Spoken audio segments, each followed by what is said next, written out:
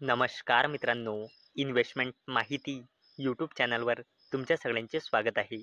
तर मित्रांनो, कोणताही चांगला इन्व्हेस्टर जर कोणत्याही कंपनीमध्ये इन्व्हेस्ट करत असेल तर तो सगळ्यात पहिले त्या कंपनीचा बिझनेस बघतो आणि मित्रांनो, बिझनेस कसा परफॉर्म करत आहे हे बघण्यासाठी त्याला त्या कंपनीचा क्वार्टरली रिझल्ट बघावा लागतो. तर मित्रांनो, आजच्या व्हिडिओमध्ये आपण अशाच 10 कंपन्या बघणार आहोत ज्या कंपन्याचा फायनान्शियल इयर 2026च्या क्वार्टर वनचा रिझल्ट आपल्याला जुलै 2025 या महिन्यामध्ये पाहायला मिळणार आहे. आणि मित्रांनो, क्वार्टरली रिझल्ट हा स्टॉक मार्केटमध्ये इन्व्हेस्ट करणाऱ्या व्यक्तींसाठी सर्वात मोठा इव्हेंट असतो. तर चला, आजचा हा आपला व्हिडिओ सुरू करूया. तर सगळ्यात पहिले बोलूया TCS बद्दल, म्हणजे टाटा कन्सल्टन्सी सर्व्हिसेस लिमिटेडबद्दल. आणि मित्रांनो, अवेलेबल डेटानुसार म्हणजे मार्च 2025 नुसार या कंपनीमध्ये प्रमोटर्सची होल्डिंग आहे 71.77%, FISची होल्डिंग आहे 12.04%, DISची होल्डिंग आहे 11.49% आणि या कंपनीमध्ये पब्लिकची होल्डिंग आहे 4.63%. आणि मित्रांनो, TCSचा क्वार्टरली रिझल्ट आपल्याला 10 जुलै 2025ला पाहायला मिळू शकतो. चला आता बोलूया SCL टेक्नॉलॉजीज लिमिटेडबद्दल. आणि मित्रांनो, अवेलेबल डेटानुसार म्हणजे मार्च 2025 नुसार या कंपनीमध्ये प्रमोटर्सची होल्डिंग आहे 60.82%, FISची होल्डिंग आहे 19.15%, DISची होल्डिंग आहे 15.44% आणि या कंपनीमध्ये पब्लिकची होल्डिंग आहे 4.37%. आणि मित्रांनो, या कंपनीचा क्वार्टरली रिझल्ट आपल्याला 14 जुलै 2025ला पाहायला मिळू शकतो. चला आता बोलूया ICICI Lombard general insurance company लिमिटेडबद्दल. आणि मित्रांनो, अवेलेबल डेटानुसार म्हणजे मार्च 2025 नुसार या कंपनीमध्ये प्रमोटर्सची होल्डिंग आहे 51.55%, FISची होल्डिंग आहे 23.68%, DISची होल्डिंग आहे 17.74%. या कंपनीमध्ये गव्हर्नमेंटची होल्डिंग आहे 0.10% आणि या कंपनीमध्ये पब्लिकची होल्डिंग आहे 6.93%. आणि मित्रांनो, या कंपनीचा क्वार्टरली रिझल्ट आपल्याला 15 जुलै 2025ला पाहायला मिळू शकतो. चला आता बोलूया ICICI Prudential life insurance company लिमिटेडबद्दल.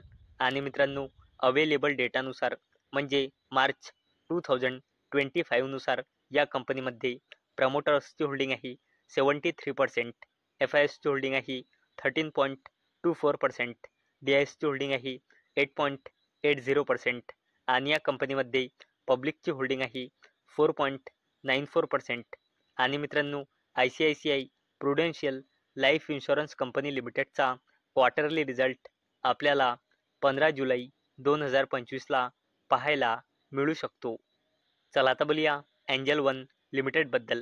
आणि मित्रांनो, अवेलेबल डेटानुसार म्हणजे मार्च 2025 नुसार या कंपनीमध्ये प्रमोटर्सची होल्डिंग आहे 35.55%, FISची होल्डिंग आहे 13.05%, DISची होल्डिंग आहे 14.27% आणि या कंपनीमध्ये पब्लिकची होल्डिंग आहे 37.12%.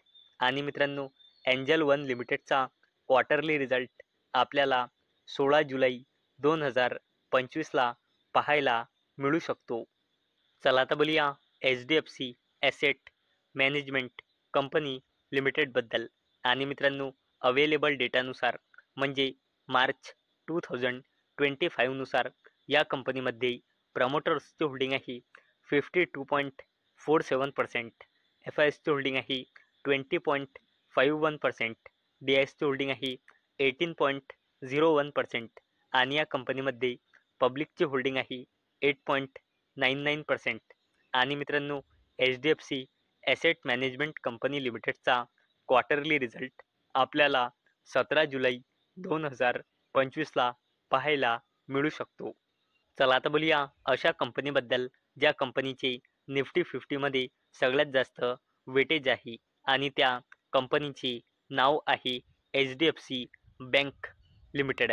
आणि मित्रांनो अवेलेबल डेटानुसार म्हणजे मार्च 2025 नुसार या कंपनीमध्ये प्रमोटर्सची होल्डिंग आहे 0%, FISची होल्डिंग आहे 48.30%, DISची होल्डिंग आहे 35.68%, गव्हर्नमेंटची होल्डिंग आहे 0.18% आणि या कंपनीमध्ये पब्लिकची होल्डिंग आहे 15.84%. आणि मित्रांनो HDFC बँक लिमिटेडचा क्वार्टरली रिझल्ट आपल्याला 19 जुलै 2025ला पाहायला मिळू शकते. चला आता बोलूया ICICI बँक लिमिटेडबद्दल. आणि मित्रांनो अवेलेबल डेटानुसार म्हणजे मार्च 2025 नुसार या कंपनीमध्ये FISची होल्डिंग आहे 45.83%, DISची होल्डिंग आहे 44.77% आणि या कंपनीमध्ये पब्लिकची होल्डिंग आहे 9.12%. आणि मित्रांनो ICICI बँक लिमिटेडचा क्वार्टरली रिझल्ट आपल्याला 19 जुलै 2025ला पाहायला मिळू शकतो. चला आता बोलूया इन्फोसिस लिमिटेडबद्दल.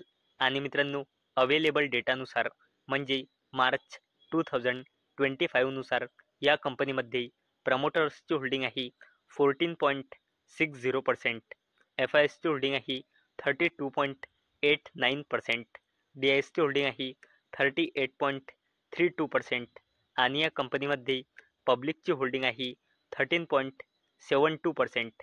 आणि मित्रांनो इन्फोसिस लिमिटेडचा क्वार्टरली रिझल्ट आपल्याला 23 जुलै 2025ला पाहायला मिळू शकते. चला आता बोलूया एशियन पेंट्स लिमिटेडबद्दल.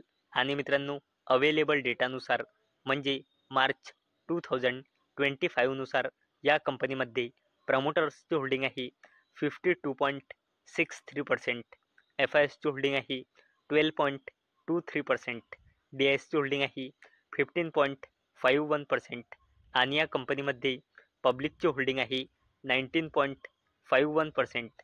आणि मित्रांनो एशियन पेंट्स लिमिटेडचा क्वार्टरली रिझल्ट आपल्याला 29 जुलै 2025ला पाहायला मिळू शकते. तर मित्रांनो आजच्या व्हिडिओमध्ये आपण अशा 10 कंपन्या बघितल्या ज्या कंपन्याचा फायनान्शियल इयर 2026च्या क्वार्टर 1चा रिझल्ट आपल्याला जुलै 2025 या महिन्यामध्ये पाहायला मिळू शकतो. तर मित्रांनो मला अपेक्षा आहे हा व्हिडिओ तुम्हाला इन्फॉर्मेटिव्ह वाटला असेल.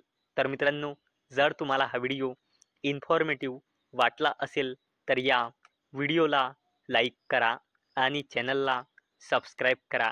आणि मित्रांनो हा व्हिडिओ फक्त आणि फक्त एज्युकेशन पर्पजसाठी बनवलेला आहे. माझ्याकडून काहीही रेकमेंडेशन नाही की तुम्ही या स्टॉक्सना बाय करा, सेल करा किंवा होल्ड करा. तर चला भेटूया उद्या संध्याकाळी 6 वाजता. तोपर्यंत टाटा, बाय बाय.